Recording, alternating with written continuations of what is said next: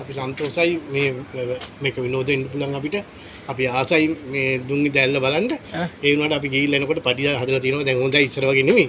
ඒ වුණාට ටොයිලට් පාසුකම් නැහැ. හරි අමාරුයි ගිහිල්ලා අඩු ගානේ මට ඇතුළට යන්න තියා. ටොයිලට් එකට යන්න තියා ඇතුළට යන්න බැරුණා. වතුර ගැන මොකද කියන්නේ?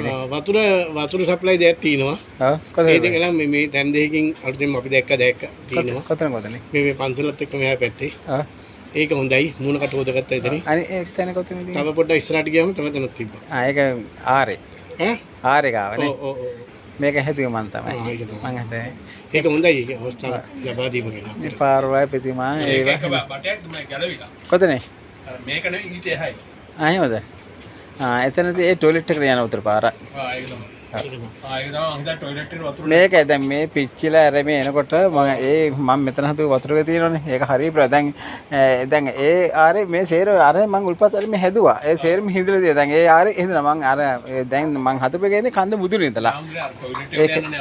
ඒකට මහත්ය නෑ මේකයි මට ඉතින් එච්චර දෙයක් කරන්න බෑන පුළුවන් හිරි දෙයක් කරලා තියෙනවා. දැන් අපි අතෙන්ට කම්ප්ලේන්ට් එකක් දාලා යන්න. ඔව් මොකද මහත්තයලා කරන්නේ? මොකද කරන්නේ?